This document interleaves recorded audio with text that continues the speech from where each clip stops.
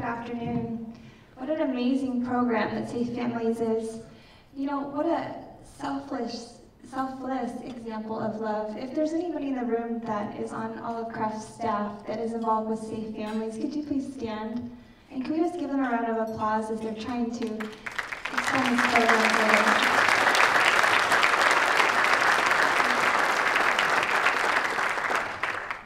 Well, I thought I'd start out with a little bit of an icebreaker because I'm nervous to be up here. How many of this room can I see by show of hands is familiar with AA? Not many people in the room? Well, in AA they have a tradition of making people feel welcome when they get up to share their testimony. And if you're familiar with it, usually you start out by saying, "Hello, my name is," and then they greet them. So I'd like to start out by saying, "Hello, my name is Shannon, and I'm a recovering foster child." And you say, okay, we got that out of the way. Well, no, I also have the privilege and honor of working for Olive Crest Fostering Together program.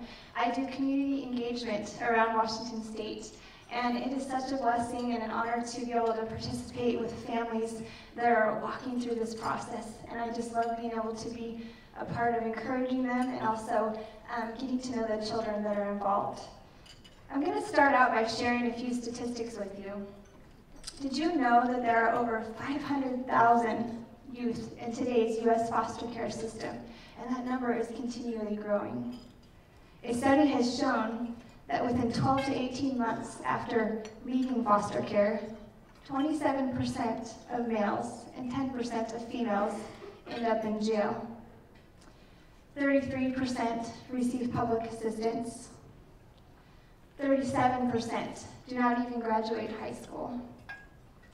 50% of that number are homeless by the age of 18. In fact, a recent article I read stated that 60% of our street kids here in Seattle are former foster youth. 60% that have either aged out of the system or have run away looking for some form of relief from years of pain and trauma and care. So where is the solution? I don't share these things to scare you. I share them because they are a reality that simply cannot be ignored anymore. Each one of us in this room has a story. For many foster children, their stories go unheard. I am here today to share a little bit of mine with you, and my hope in sharing is just that you would reflect on the many children out there in care still waiting for their forever families, and that you would be inspired into action. One of my earliest memories that I have was one of abuse. I remember feeling paralyzed with fear and misunderstanding.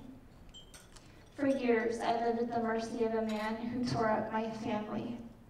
He poisoned my life with his verbal, emotional, and sexual abuse. He was my mom's boyfriend at the time. You may be asking yourself, why? How can a parent stand by and knowingly allow their child to be abused? I must admit, over the years, I've asked myself that question many of times, and I don't have an answer for you, at least not one that would satisfy. What I can offer is a little bit of background on my family. And I offer this because many kids in care right now have that same story, where they come from generations of abuse, and it's this ongoing cycle. So in my case, my grandmother and my mother and my siblings have all had to suffer through some form of abuse or neglect. And unfortunately, I'm starting to see that now with my nieces and nephews having children too young or on the streets turning to drugs and alcohol. Looking back, I can't expect, knowing that my mother had the best mentality or enough stability in her own life to raise me. It doesn't excuse what happened by any means, but it does help me grasp it.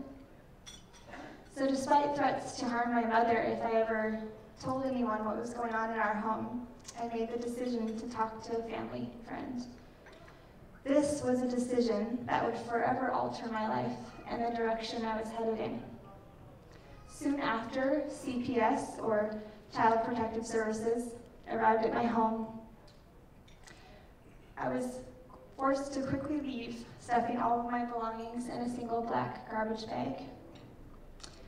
I was returned home eventually, and my mother was given guidelines appointed by the court to keep me in her home. For reasons I am unsure of, she was either unwilling or unable to live her life apart from him. CPS arrived at my school the next time. I was 7 years old and had now become a ward of the state, or a foster child.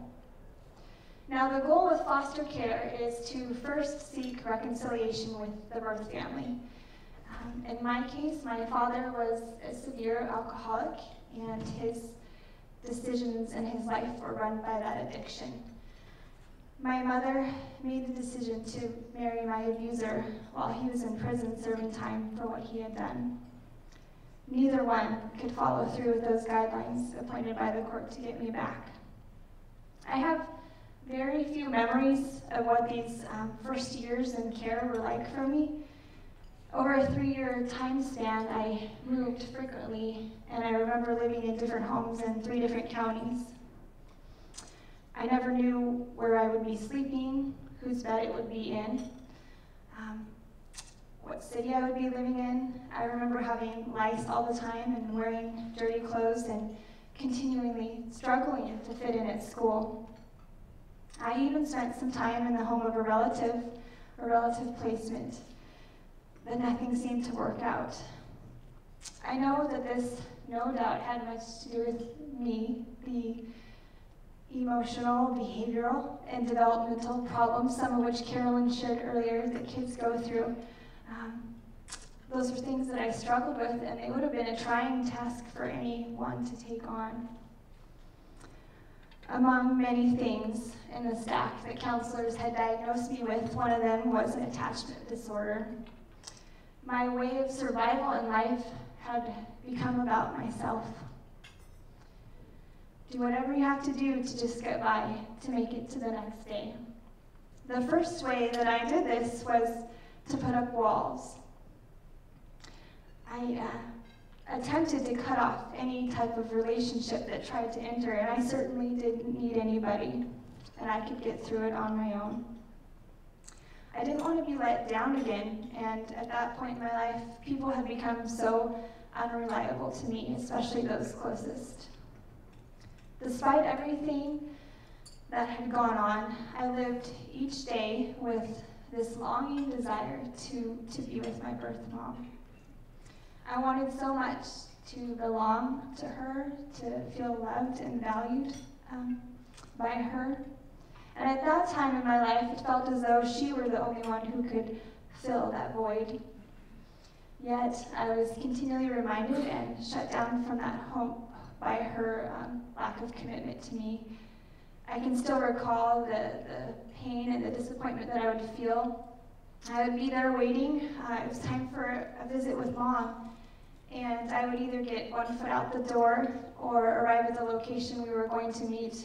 Typically, it was a McDonald's or a Burger King, when I would receive the phone call that she would not be coming that time. I want to fast forward for time's sake. I was going to be turning 11 this year and was considered unadoptable in many ways.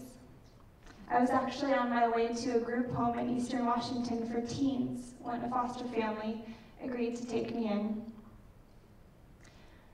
I want to share, because this is a vivid memory that I have of the room that I stayed in my new foster home. I remember it had pink and white striped wallpaper surrounding the room, and it had pink drapes, and there was a white daybed with fresh linens on it, and there was even a dollhouse in the corner waiting to be played with.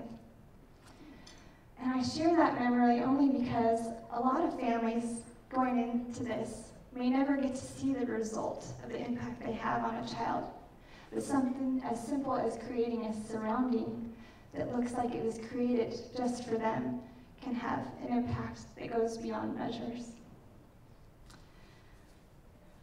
When I arrived at their home, I was a very frightened, frail little girl. And I still had that one black garbage bag that I carried with me, not the same, mind you.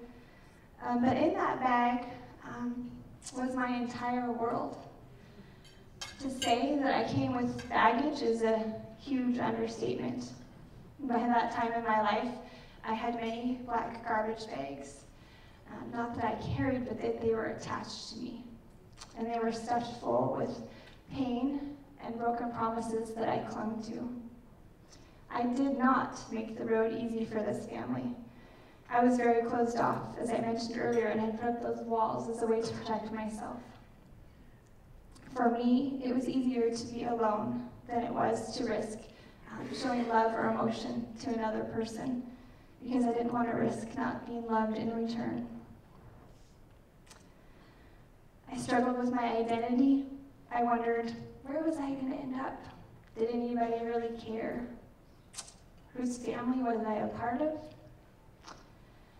I can still recall times, and I had done this in many placements before, that I would sit on my floor in the bedroom, and I would press my ear up against the wall, and I would try and overhear their conversations. Who hasn't done that before to their parents? But in my case, I was listening not for what was under the Christmas tree or maybe what I was getting for my birthday. I was listening to hear the words, "It's time to send her away."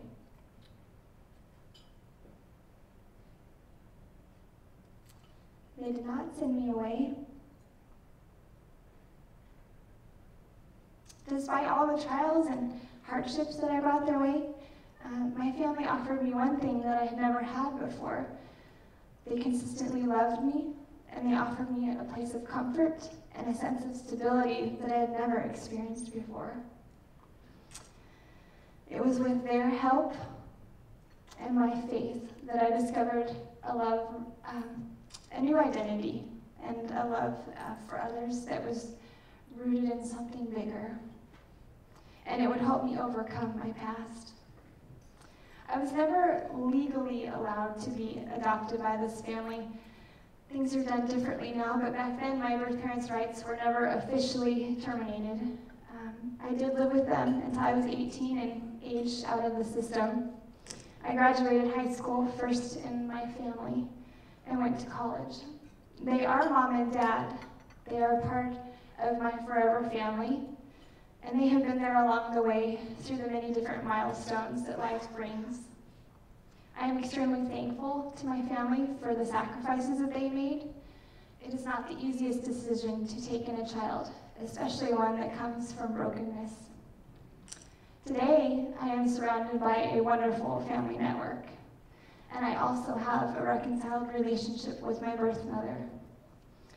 My husband Colin and I have been married for 11 years. I think that's another record breaker in my family.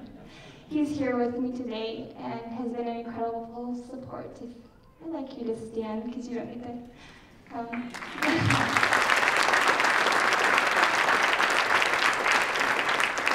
He deserves that round of applause for everything he has to put up with from me. We have two beautiful children. Our son Canaan is 10, and he lives life each day with such drive and compassion for others, and I love to see that in him. And our daughter Taylor is 7, going on 21. But there's not a day that goes by that she doesn't impact somebody with her contagious joy that she has.